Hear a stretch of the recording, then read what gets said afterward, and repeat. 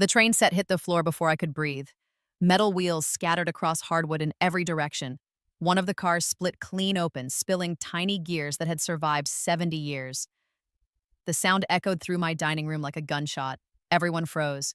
My son Beckett, his wife Sloane, my grandson Callum, even the neighbors I'd invited for Christmas dinner stopped mid-chew. Sloane stood over the wreckage, holding the tissue paper in her manicured hands, her lips curled into something that wasn't quite a smile. "This?" Her voice dripped with mock concern. "This is what you got him?" I opened my mouth. Nothing came out. "Cheap junk." She looked around the table, making sure everyone heard. "Just like you, useless mother-in-law." Hi, viewers. Kindly tell us where you're watching from and what time it is. The words hung in the air like smoke. My neighbor Helen gasped. My sister Pauline dropped her fork. Callum's bottom lip trembled as he stared at the broken pieces of the antique train set I'd spent 3 days carefully restoring. The same train set my father gave me in 1957, the one I'd promised myself would go to my grandson when he was old enough to appreciate it. Beckett stared at his plate, said nothing, did nothing. Sloane brushed her hands together, dismissing 73 years of family history like crumbs. "Anyway, dinner smells amazing. What are we having?" She sat back down, picked up her wine glass, the wine I'd bought, with money from my pension, my fixed income that I'd stretched thin to make this Christmas perfect. I stood very still. My hands gripped the edge of the table so hard my knuckles went white. The room spun slightly, too bright, too loud. The faces around my table blurred together. "Miriam?" Helen touched my arm. "Are you okay?" "Fine." The word came out strangled. "I'm fine." I wasn't fine. I was 73 years old, widowed for 3 years, and I'd just been humiliated in front of my entire family by the woman I'd given everything to. The woman who wore the cashmere coat I bought her, who drove the BMW I leased in my name, who lived in a townhouse I helped finance, who'd charged over $200,000 on the credit card I'd stupidly, desperately given her. $247,000 to be exact.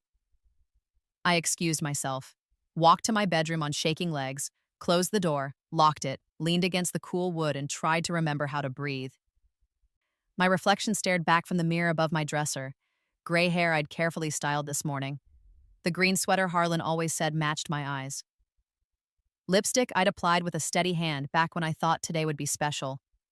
Back when I believed family still meant something. I looked old, tired, used up. The safe sat in my closet behind Harlan's old suits, the ones I couldn't bear to donate. The ones that still smelled like his cologne if I pressed my face into them and pretended hard enough. I spun the combination, my wedding anniversary, 04/15/78. The day I married the only man who ever made me feel valuable. The safe opened with a soft click. Financial documents filled the top shelf. 3 years of statements I'd been avoiding.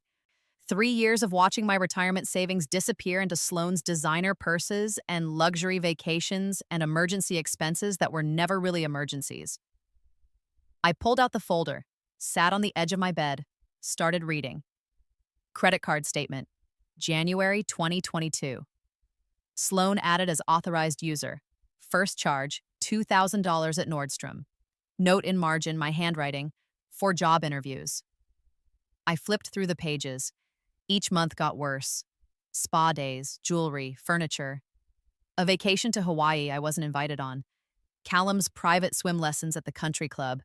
Designer clothes for a toddler who'd outgrow them in 3 months. The BMW lease agreement. Monthly payment, $875.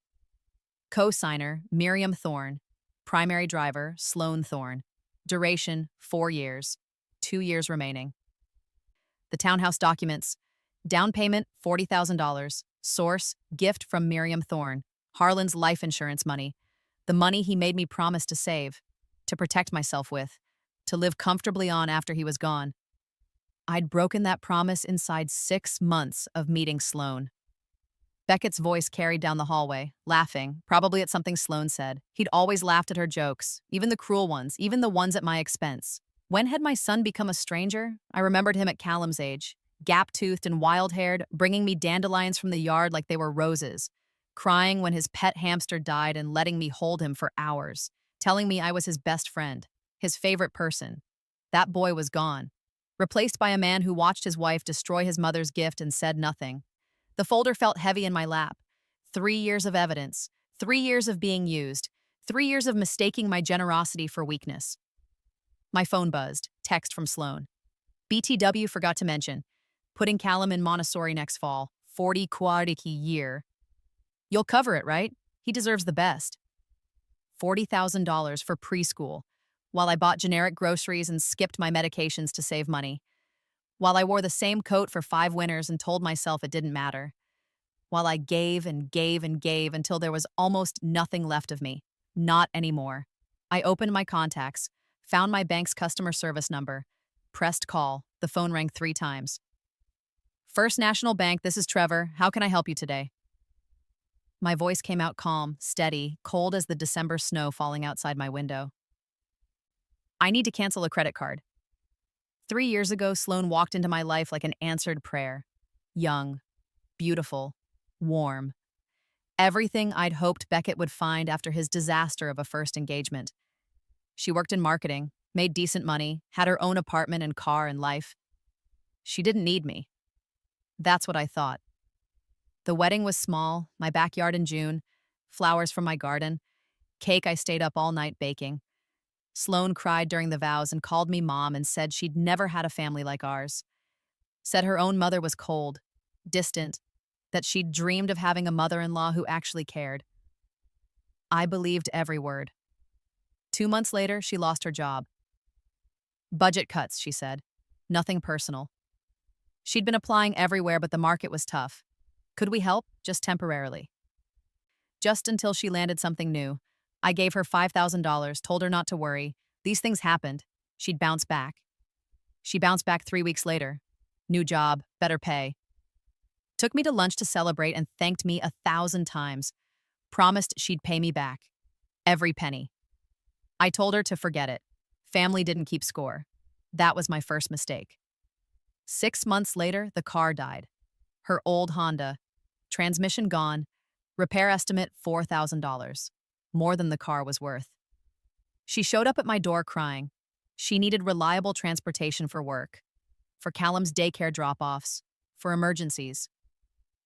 She'd been looking at used cars, but everything in her price range was a risk. Beckett called me that night, asked if I could help. Just this once.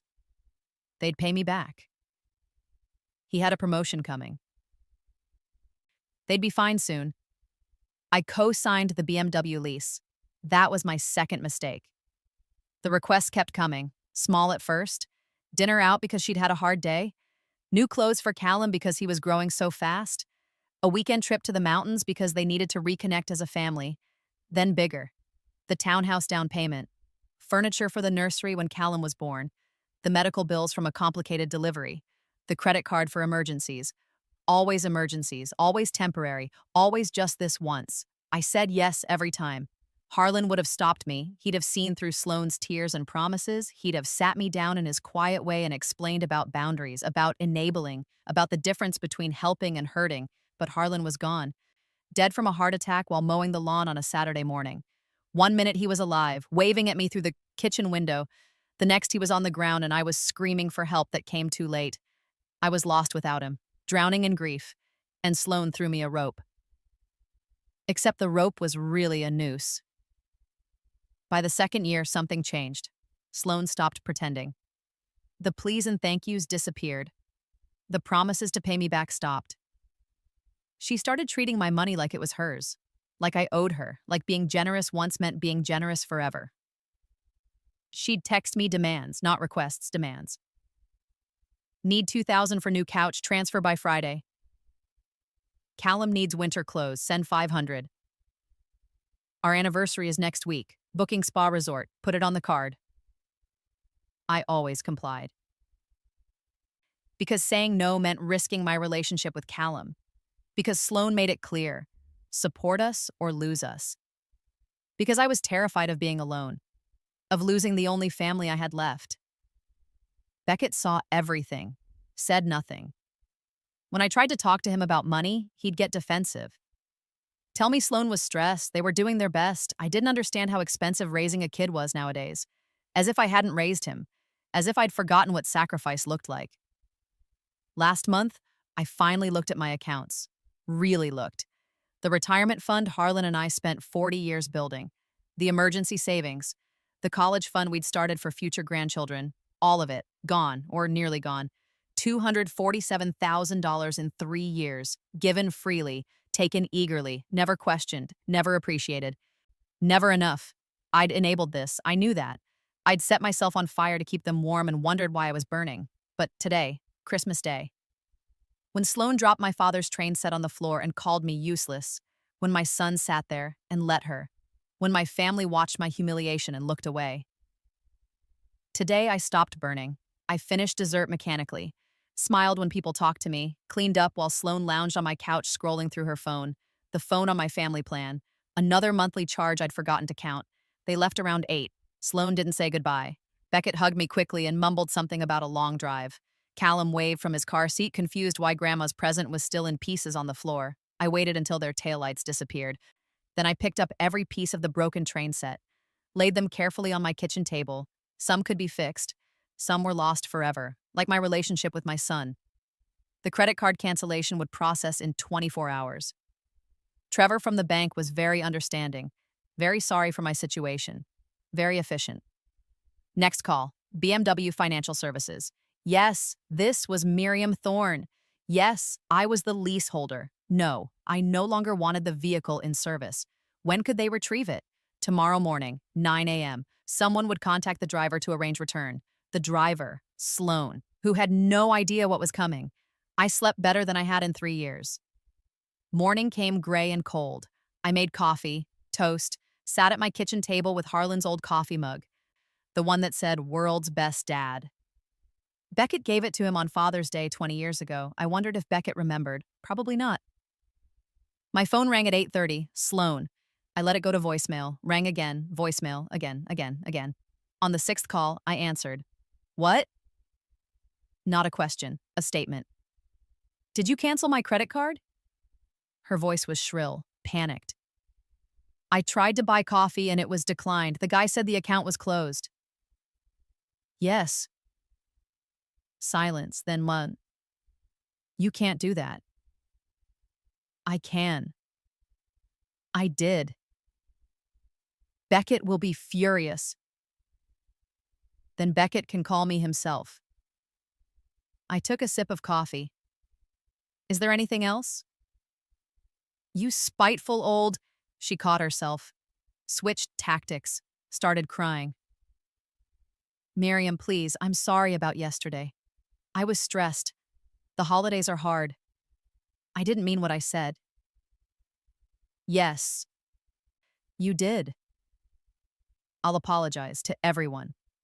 I'll call your sister, your neighbors. I'll make it right. Sloan, I set down my mug. I've given you $247,000 in 3 years. Did you know that number? Silence. $247,000. My retirement, my security, my husband's life insurance, every penny he saved to take care of me after he was gone. We needed you.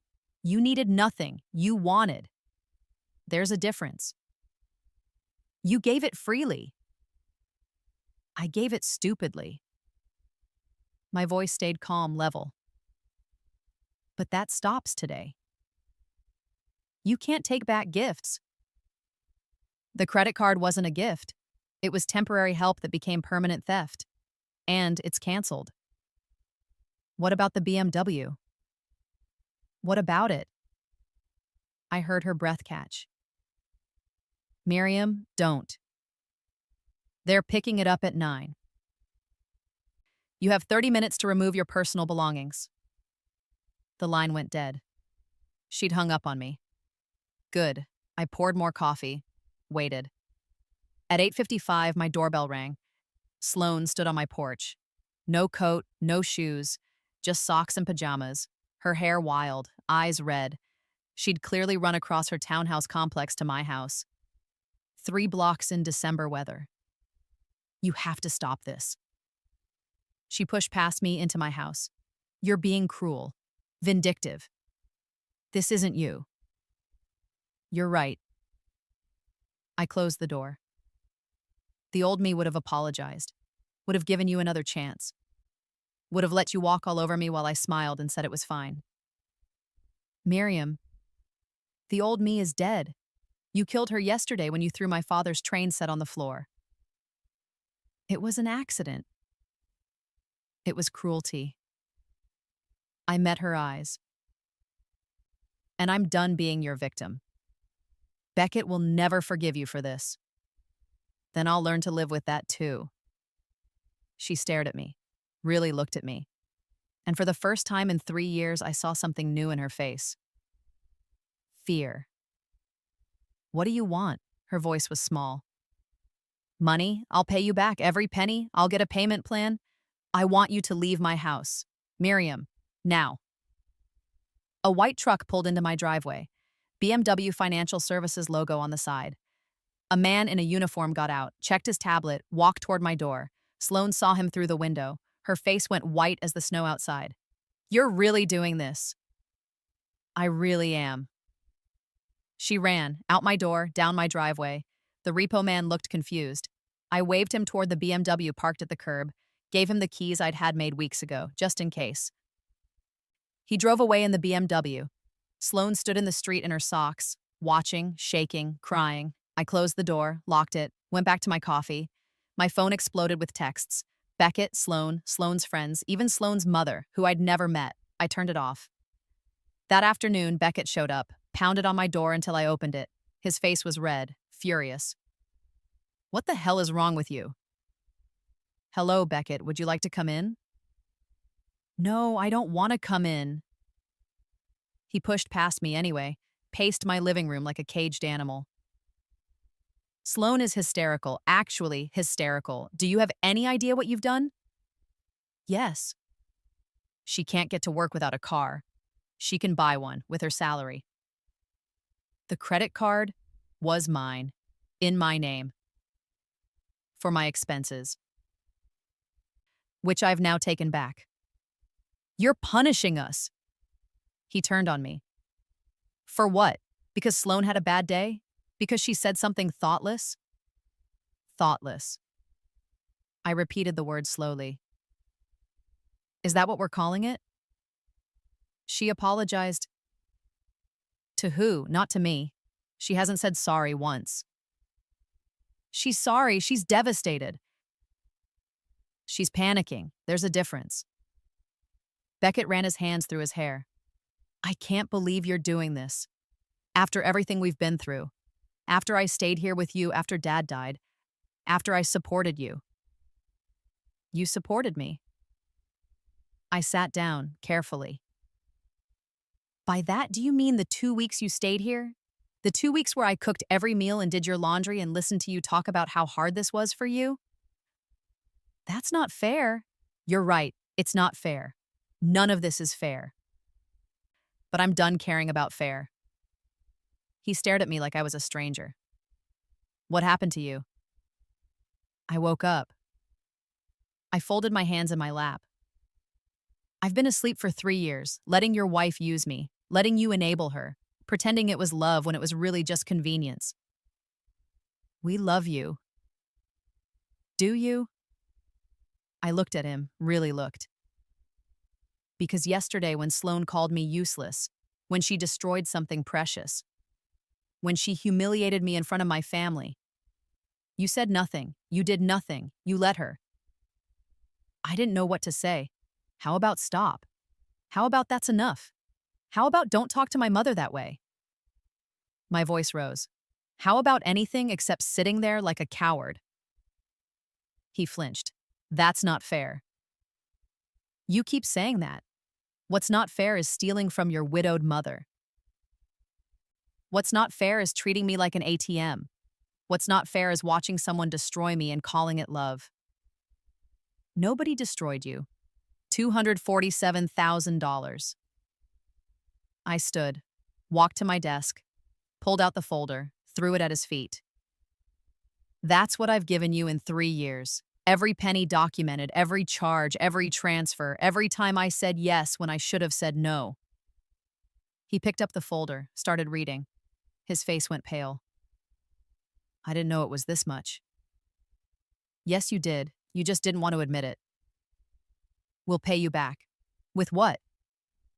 Your salary that barely covers your mortgage? Sloane's income that goes to designer purses and spa days? We'll figure it out. I don't want your money. I took the folder back. I want you to leave. I want you to go home. I want you to look at your wife and decide who you married, a partner or a parasite. Don't call her that. Then what should I call someone who takes everything and gives nothing? Who uses people until they're empty? Who treats kindness like weakness? He had no answer. Get out.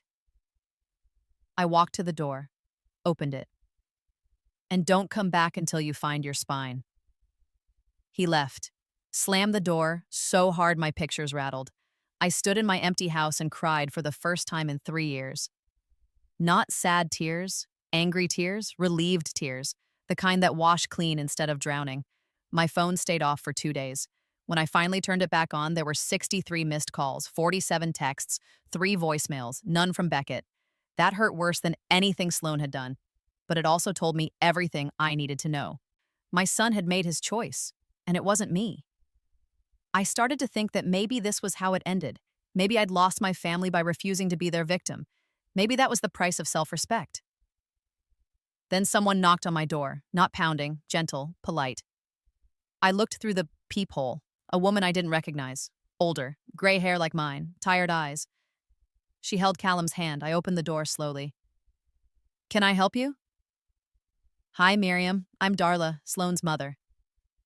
She had a soft voice, sad. Can we come in? I think we need to talk.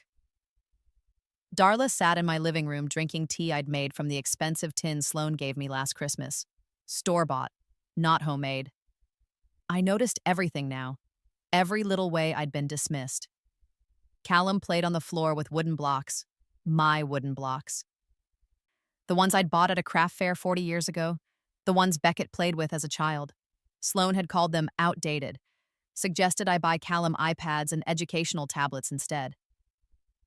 I owe you an apology, Darla said quietly. I should have warned you about Sloane, about what she's like. What she's like? She wasn't always this way, or maybe she was, and I didn't want to see it. Darla set down her cup. Her father spoiled her, gave her everything, never made her work for anything. I tried to teach her differently, but he'd undermine me. Say I was being too hard on her. What happened to him? Died 10 years ago. Heart attack. Left us with nothing. She laughed bitterly. Turns out he spent everything keeping up appearances. The nice house, the new cars, the country club. All debt. I had to sell everything. Move into a small apartment. Get a job at 65. I thought about Harlan's careful planning, his spreadsheets, his retirement accounts that he protected and grew for 40 years, how he'd made me promise to be careful with money. Sloane never forgave me, Darla continued. She blamed me for losing the lifestyle. Said I should have worked harder, should have been smarter, should have been more like her friends' mothers who had money. That's cruel. That's Sloane.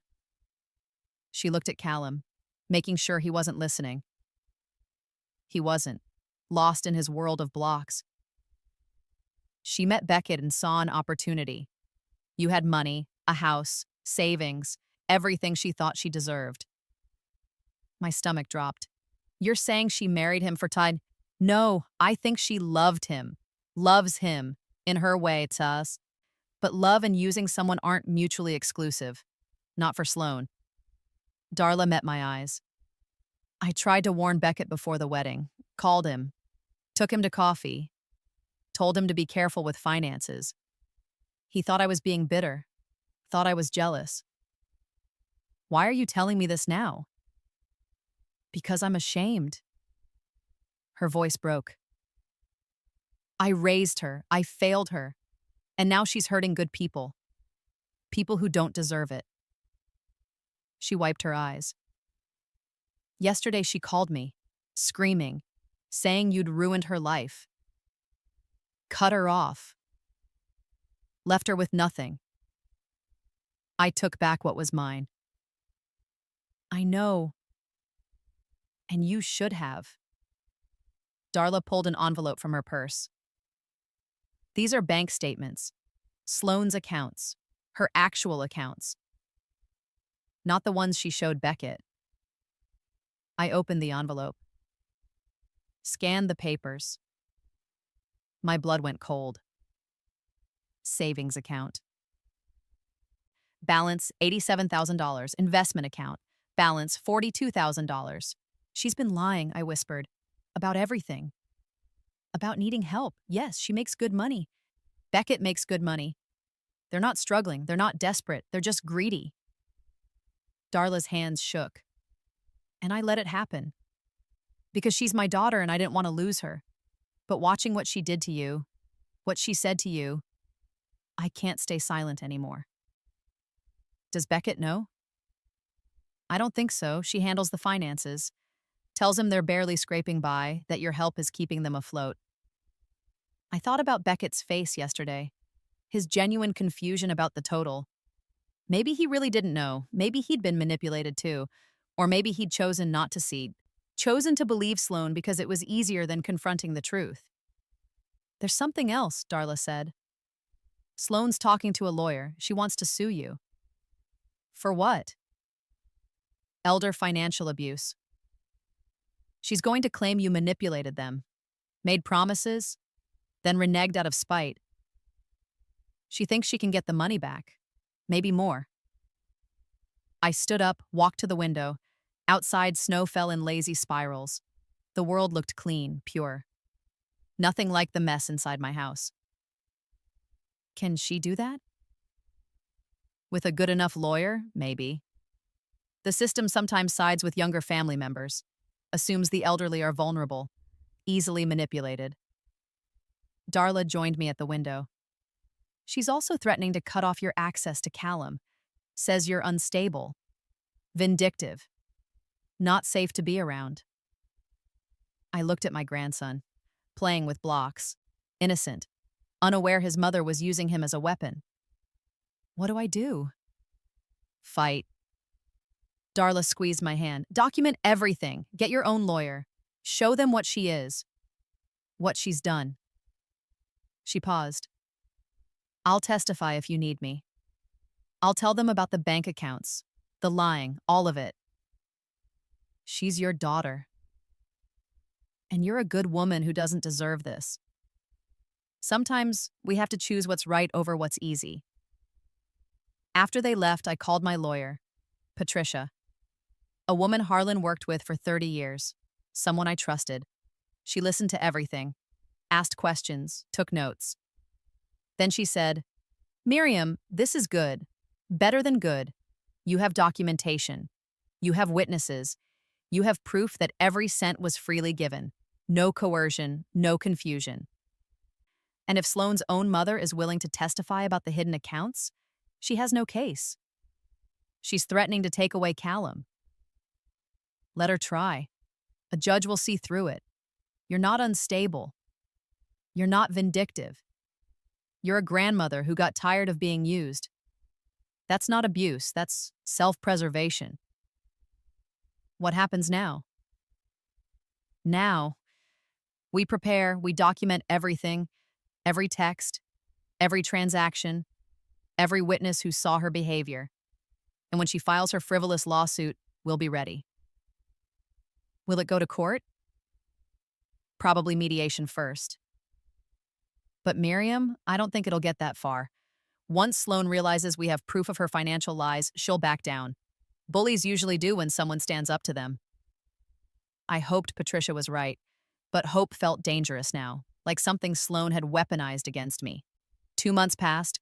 Sloane filed her lawsuit, elder financial abuse, emotional manipulation, breach of verbal contract. She was asking for the full $247,000 plus damages. The mediation was set for February 14th, Valentine's Day. The irony wasn't lost on me. I walked into the conference room with Patricia beside me. My heart hammered, my hands were ice cold. Sloane sat across the table with her lawyer, expensive suit, slicked back hair, predatory smile. Sloane wore black, conservative, hair pulled back, minimal makeup. She looked younger, vulnerable, like a victim. She was good at this. Beckett sat beside her. He wouldn't look at me, wouldn't meet my eyes. That hurt more than anything else in this room. The mediator introduced herself, explained the process, asked Sloane's lawyer to present their case. He did, eloquently, painted me as a lonely widow who promised endless support, who offered money freely, who changed her mind out of spite after a minor family disagreement, who cut off her son and daughter-in-law in their time of need. It was a beautiful lie, perfectly constructed, almost believable. Then Patricia stood up. She presented our evidence. Every text message where Sloane demanded money, every credit card statement showing luxury purchases, every transfer I'd made after Sloane's requests. The BMW lease in my name. The townhouse down payment paperwork clearly labeled as a gift, no payback required. Then she pulled out Darla's bank statements. Ms. Thorne claims she needed financial help, that she was struggling, that the defendant's support was essential to their survival. Patricia slid the papers across the table. These are her actual bank statements. She has $129,000 in liquid assets. She was never struggling. She was never in need. She was simply taking advantage of a generous woman who trusted her. The mediator studied the documents. Her expression changed. Sloane's lawyer paled. "Where did you get these?" "From Ms. Thorne's mother, who will testify under oath about her daughter's pattern of financial manipulation." Sloane's face went red, then white. She grabbed Beckett's arm. "She's lying. Those aren't real." "They're real," the mediator said quietly. "Bank logos, account numbers, official stamps. Unless you're claiming forgery?" Silence. The mediator turned to Sloane. "Ms. Thorne, did you or did you not have over $100,000 in savings while accepting money from your mother-in-law?" It's not that simple. It's a yes or no question." "Yes," Sloane whispered.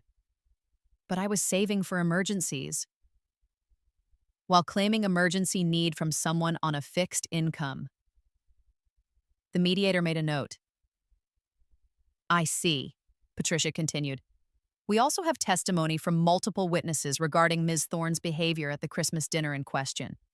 Her verbal abuse, her destruction of property, her pattern of disrespect toward the defendant. This isn't about a minor disagreement. This is about 3 years of financial and emotional abuse finally ending." The mediator looked at Beckett. "Mr. Thorne, were you aware of your wife's actual financial situation?" He shifted, uncomfortable. Sloane handles the money. That's not what I asked." "No, I didn't know." His voice was barely audible. "Did you know the total amount your mother had given you in 3 years?" "Not until recently." "And when you learned the truth, what did you do?" Beckett looked at his hands. "I was angry at my mother." "For setting boundaries?" He didn't answer. The mediator closed her folder. "I've seen enough. Ms. Thorne, your case has no merit. You accepted gifts freely given. You cannot now claim they were owed to you simply because the donor stopped giving. Additionally, your claims of elder abuse are contradicted by evidence showing you were the one engaging in exploitation." "But," Sloane started, "this mediation is concluded. I recommend you withdraw your lawsuit. If you proceed to court, I'll be required to submit my findings, which will not favor you." Sloane's lawyer leaned in, whispered something. She shook her head violently, whispered back. He nodded. "We'd like to request a brief recess," he said. "Denied. Make your decision now." Another whispered conversation, then, "We withdraw the lawsuit." "Noted." The mediator made a final notation. "There is one more matter. Ms. Thorne, you've made threats regarding the defendant's access to her grandson. Given your pattern of manipulation, I'm recommending court-mandated visitation rights.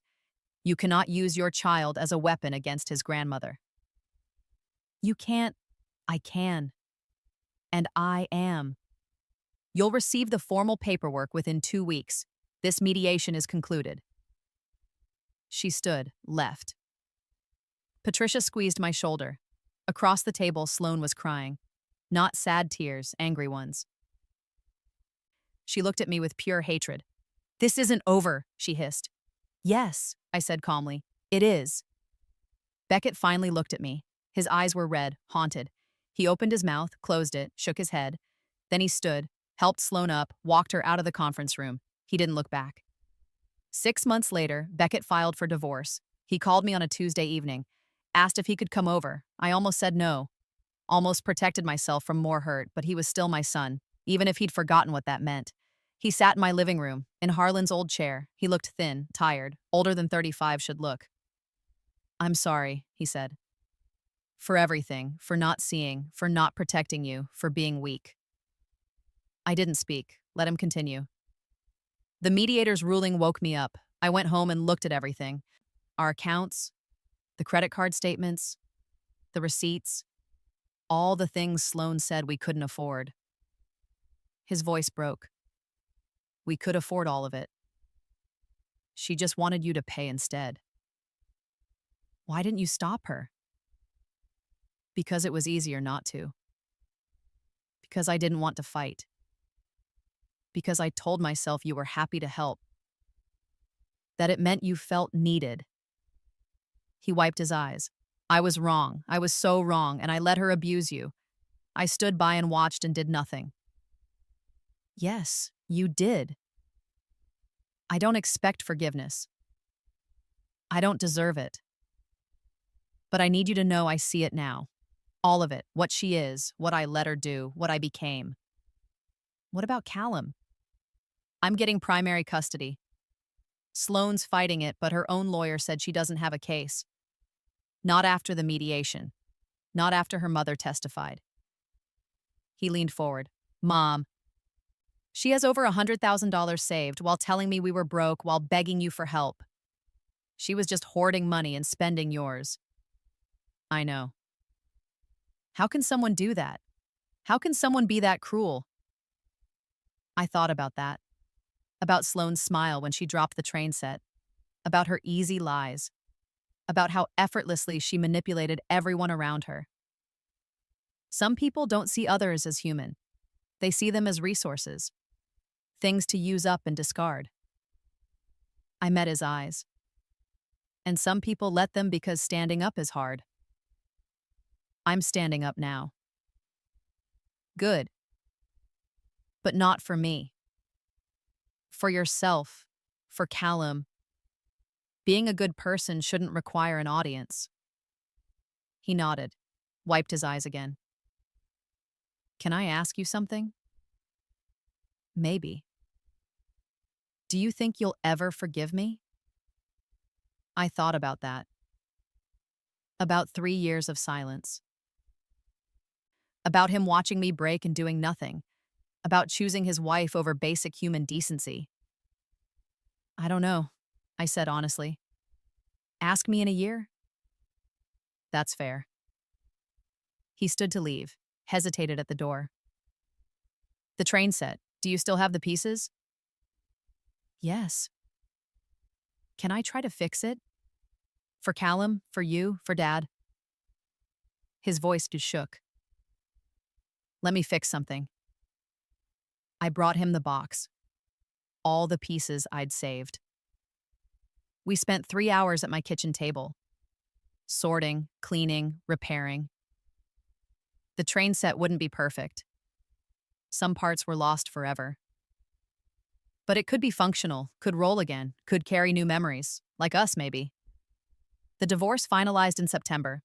Sloane got nothing she wanted. Beckett got primary custody. She got every other weekend. The court made her get a job, a real job. No more luxury lifestyle funded by someone else's sacrifice. She blamed me, still does, sends me hateful emails I don't read, shows up at events and makes scenes I ignore.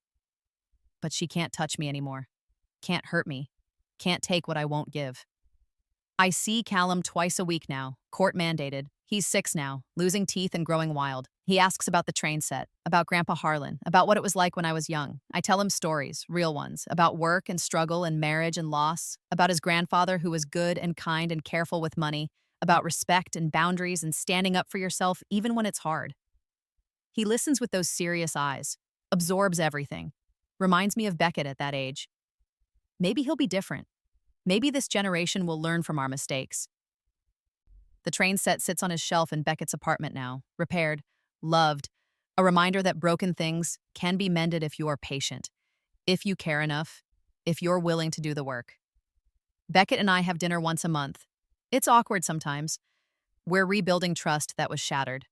But we're trying. That counts for something. My savings are rebuilding too, slowly, carefully. I budget now. Say no to things I don't need. Save for emergencies that are actually emergencies. Live within my means instead of beyond them. I'm not rich, but I'm free, and freedom is worth more than any amount of money I gave away. Sometimes I think about that Christmas dinner, about the train set hitting the floor, about Sloane's cruel words, about everyone watching. It hurt. It still hurts, but it also saved me. Because that moment of public humiliation was the slap I needed, the wake-up call that said enough. That made me choose myself for the first time in 3 years.